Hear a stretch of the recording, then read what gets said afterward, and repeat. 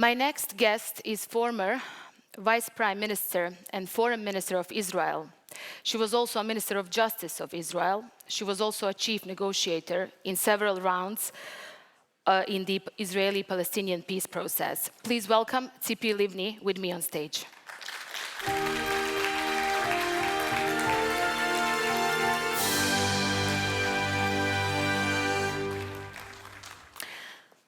Ms. Livni, as we were unable to have Ambassador Jadot here with us, let me start by giving you an opportunity to comment and reply on what you heard, because you were sitting here with us listening to my conversation with her. Thank you. And thank you for the invitation and the opportunity to share my beliefs about the future of Israel and the Palestinians. And I do believe in two states for two peoples. I believe that it is an Israeli interest, not a favor to the Palestinians. I can agree with Amal, with Ambassador Jadot, with lots of things that she shared with you, especially with the last sentence.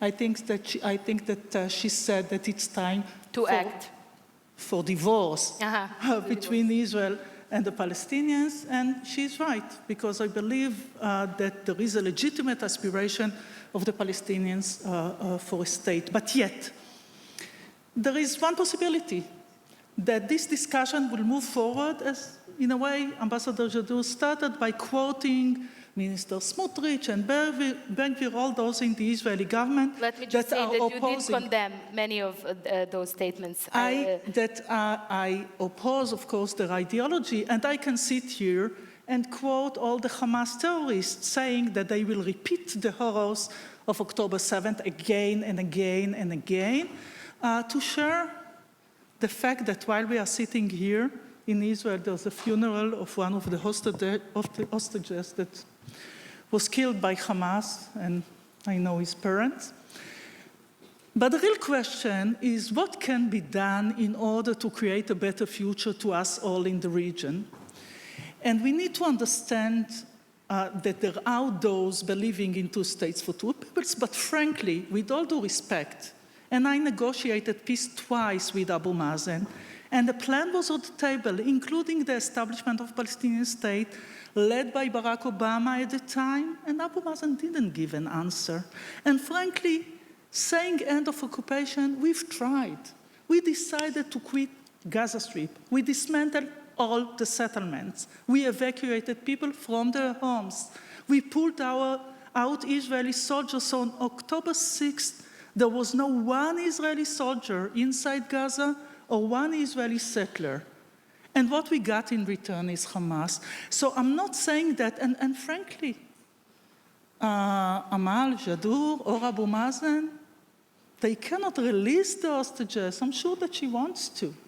They cannot visit Gaza because they will be killed by Hamas, as Hamas killed all the representatives of the PA when Israel left Gaza Strip. Now, I'm saying this not to enter into the blame game. It's useless. But your Prime Minister it's not would reach a deal earlier so if they come. I'm also calling the international community. Since I believe that two states for two peoples is the right solution, I think that establishing a Palestinian state as part of end of conflict is something that I support, but yet I don't think that anybody here wants the future Palestinian state to be Hamastan with this terrorist organization that is not fighting for a legitimate cause, but is fighting because you represent a religious unsolvable conflict. So as for sure it's you see also in Israel, part of the Israeli government that opposing this solution. I am no need to say that I am a long-time political opponent to Netanyahu, and of course I would not accept this ideology of greater Israel. You actually won a popular vote. So we should put aside for a moment those in Israel that are calling for greater Israel, and those on the Palestinian side that are speaking about from the river to the sea, because there is no solution with them. But the real question, how on one hand we accept the realities, understand, as was said before on the stage, that peace is not just a vague idea. It should be realistic and understand that there is no hope for peace with Hamas, that we need to strengthen the Palestinian Authority as weakening Hamas, and that ceasefire now is important as the beginning of something, because some of the hostages hopefully will be released, but we cannot stay with Hamas in power, with repeating the horrors of October 7th, with no hope for the Palestinians as well. But then, if the ceasefire is supposed to be a priority, senior Hamas officials as of recently said that they were willing for a ceasefire, but the Prime Minister of Israel refused to do so. Now we are seeing this massive assault on the West Bank. What is the actual goal of Israeli government here, and how would you describe their actions? And or you, like we've seen thousands of protesters in Tel Aviv, are disapproving this? Yes, well, I was there in Tel Aviv demonstrating against my own government long before October 7th because of some reforms that were intent to harm Israel's democracy. And people are demonstrating because of the solidarity amongst Israelis, because we want to see these civilians that were taken in brutal manner from their homes back home. But it doesn't mean that Israelis, also those demonstrating in the streets, will accept the idea that their lives are still at risk. And therefore, let's speak also about the West Bank. There's a need to differentiate from what the army is doing to prevent terror attacks. And yesterday, 3 Israelis were killed. One was killed when his daughter was killed on October 7th.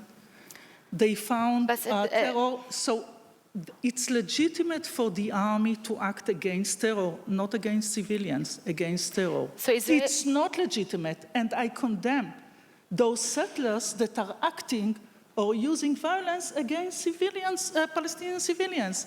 But this is the right thing to do, to condemn those that are doing things that are illegal, inhuman, are using their power against civilians, and support those that are acting in terms of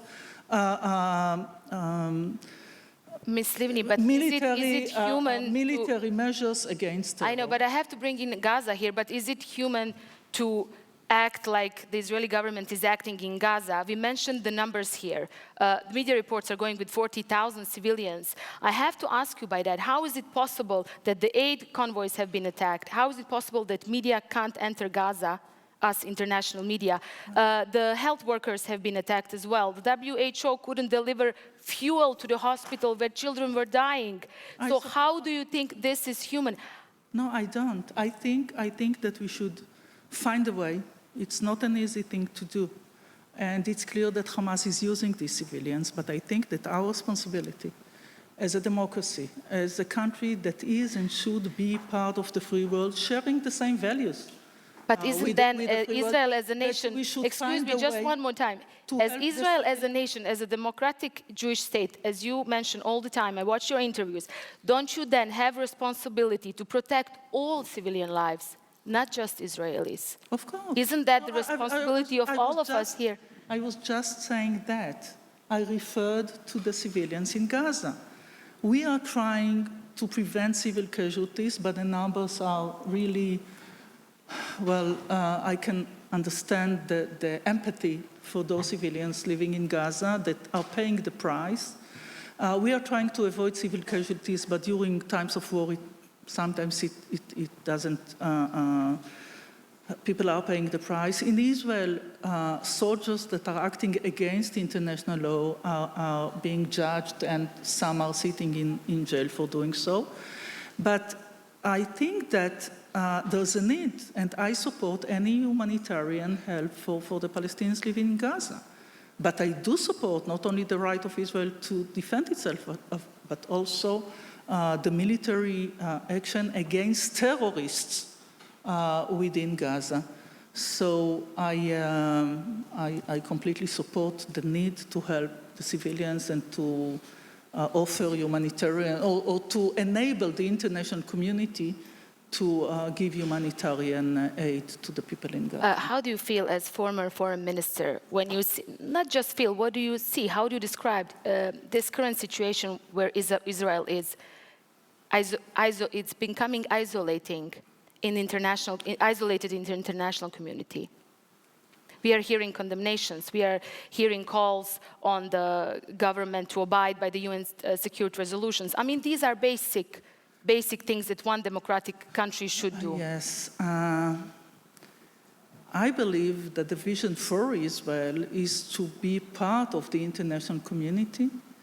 Our values, and I'm speaking on behalf, it's not my personal view also, but I believe that I represent here a vast majority of Israelis, believing in liberal values, believing in peace, although after October 7th it's becoming more and more difficult to hear the word peace also in Israel.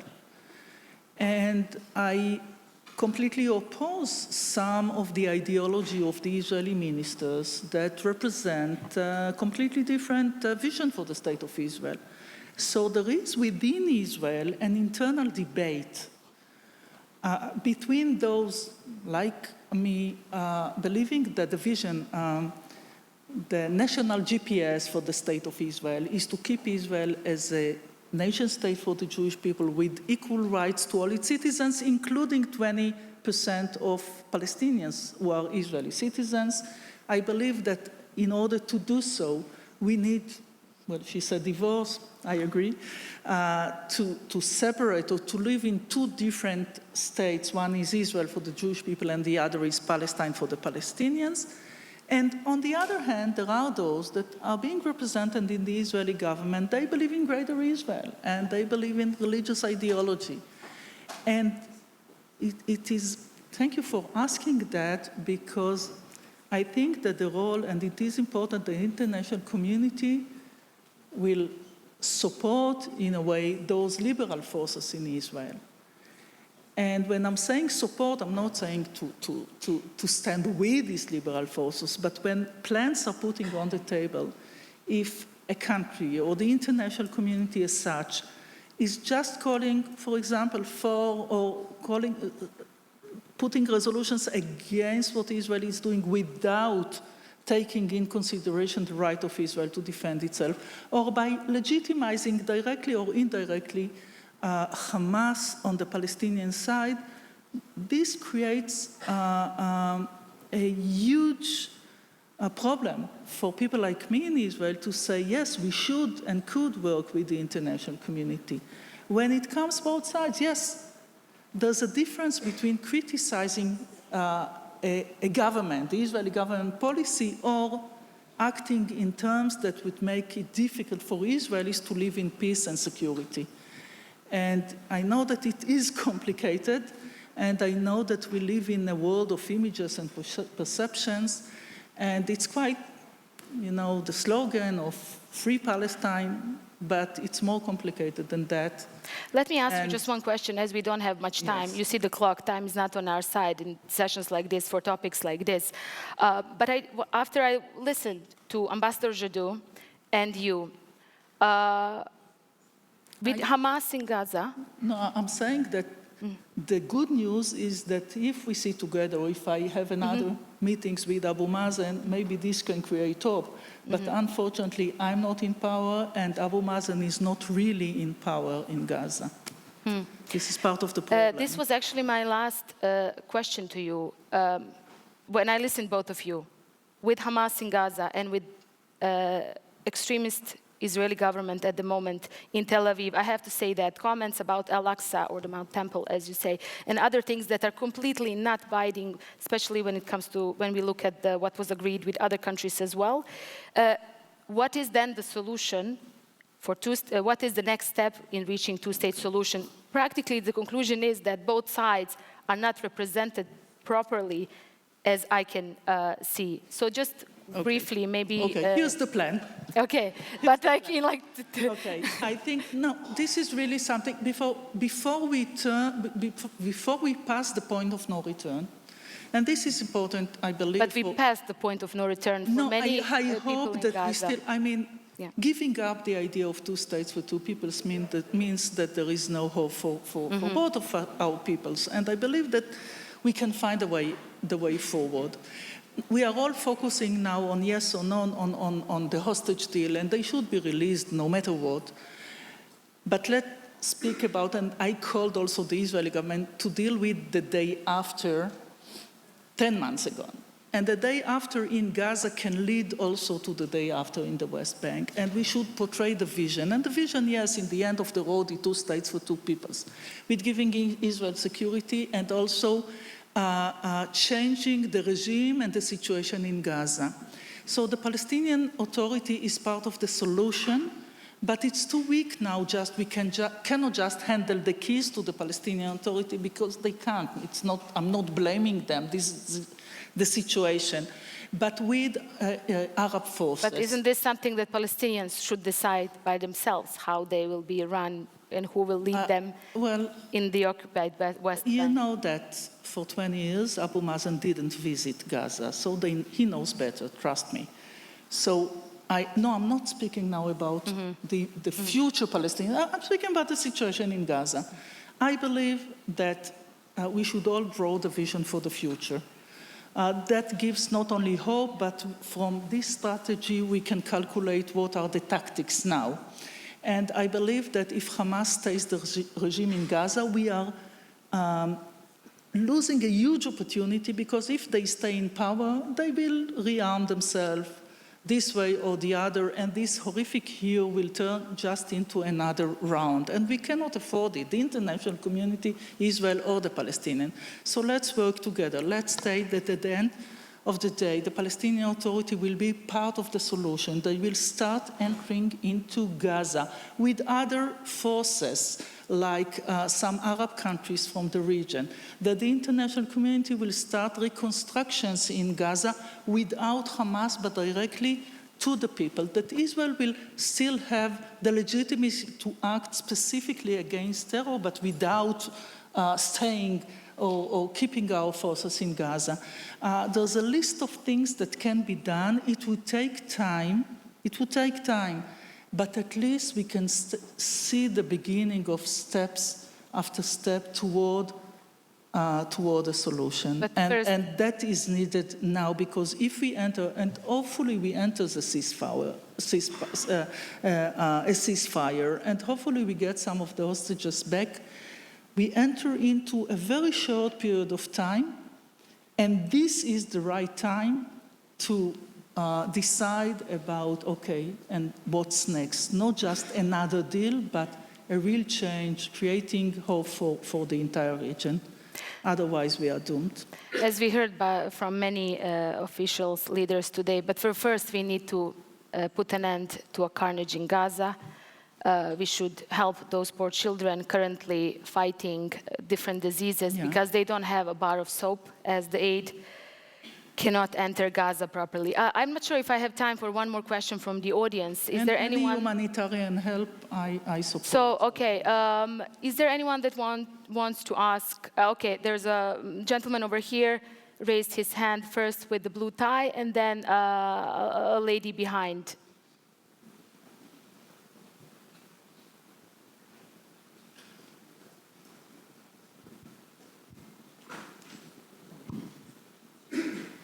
Thank you very much. My name is Nate. I'm a Slovenian journalist, and my question will be actually referring to yours. What is actually the third way in terms of leadership on both sides? Is this maybe Mohammed Dahlan, the Palestinian leader in exile, and of course the leader of opposition, Yair Lapid? I would accept what you just suggested. Israel politics is complicated enough. I'm not going to offer the Palestinians who's going to lead them. My conditions, and these are not only mine, in 2005, after we quit from Gaza Strip, the international community, the Quartet at the time, the times where the US and Russia worked together, said that any Palestinian government can be legitimate as long as they would renounce violence and terrorism, accept the right of Israel to exist, and abide to Oslo Agreement. So for me, these are the parameters. It's not about who's the leader, but about the guidelines and the beliefs of the future government or leadership on the Palestinian side. As for Israel, Israel is a democracy. Hopefully we have elections soon enough, and those that represent the liberal views or values, believing in Israel as a democracy, as a Jewish state with equal rights to all its citizens, would win these elections. And I truly hope that this is the end of Netanyahu's era. I hope so. You and thousands of other Israelis, I would say, as we see those protests against Netanyahu, even before October 7th and the offensive in Gaza. Lady behind the gentleman wanted to ask a question. Please, if we can get her a mic. And I might have time for no, I don't have time, so this will be the last question. Go ahead. Hello, I'm Azra. I'm coming from Türkiye, working at TRT World. You say that Israel has tried all diplomatic means to end the humanitarian crisis in Gaza. However, the embargo and blockade of Gaza, not just for the past 11 months, has been in place for years, not allowing any aid or humanitarian action. How can you then claim that Israel is open to negotiations for a peaceful settlement? I'm sorry, I couldn't hear. She was saying that you were mentioning. Azra, can you repeat? It's really difficult. A question or a statement? No, it was a question. How can, Azra, can you say again? How can you then claim that Israel is open to negotiations for a peaceful settlement? How can you claim that Israel is open for negotiations about peaceful settlement if there's embargo put on Gaza? I'm saying that I support a peaceful settlement not with Hamas, but without Hamas, with the Palestinian Authority. I do believe that although we are acting against terror within Gaza, Israel needs to enable humanitarian help to the Palestinians who live there. I know that it's these are my positions. I represent here my positions. And if the Israeli government is not doing so, it can be criticized, but yet without, while enabling or recognizing the right of Israel to defend itself militarily, with helping the civilian Palestinians who live in Gaza to continue as far as they can with their life, and hopefully after the war, all of us will have a better life, also for the Palestinians in Gaza. But if Hamas stays in power, they will face another rounds and rounds, and that's why it's the international community's interest to change also the regime in Gaza that will turn into a regime which is not a terrorist organization, a regime that maybe we have a conflict with, a national conflict, but it's solvable, and not those that represent jihadist ideology of killing, raping, and all these atrocities that we faced. Thank you, Ms. Livni. We don't have any more time. I do want to end this session. And I wanted to end it with, regardless of who my guest on this topic is, just with a story from a pediatric surgeon, American pediatric surgeon who spent several months in Gaza. She spoke on the panel during the Democratic National Convention. And she said there was a boy who had half of his head cut off. You probably listened to that. I think it was everywhere in media. And she was treating him, and next to him was his sister, who was completely burned, and he couldn't recognize her. And he told her, to surgeon, I wish I died as well. So as mothers, as women, 3 women discussing, this is something that... It breaks my heart because children are children. But while you were talking, excuse me, I was thinking about burned children in Israeli cities or places near the border that lived peaceful life and they were burned, and about the women that were raped. We are not retaliating in Gaza. It's not about retaliation. It's about eradication of Hamas and hopefully creating some hope also for these families. But regardless of the Israeli government's life for Palestinians has been difficult even before... So you know what? Okay. It's not, I know that when it comes to numbers, some would say, okay, so they killed 12 1200. Oh yes, they burned some children. Maybe they raped some women, they cut organs. Maybe that's horrific, but you are killing more. But this is not the right way that the international community should look at this. Because I'm not asking the international community to ignore or to turn a blind eye to what the Israeli soldiers are doing in Gaza. But I ask the international community to judge us and Hamas as they are judging different or the same situation. There is no comparison between somebody who killed somebody by mistake in a car accident and somebody that enters into your home and killed deliberately and massacre and murder. It's about no legal or moral system would compare this. So you know what? I know, as I said before, it's not about retaliation, and I know that there are some Israelis that are speaking in that terms, and unfortunately there are ministers that are speaking the same, but you know what? You know how do I know what the Israeli soldiers are doing that?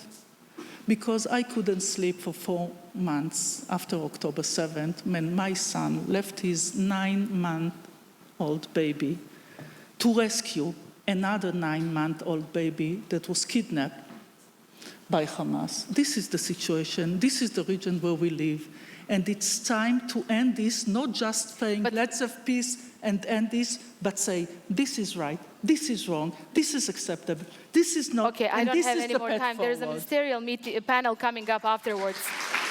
But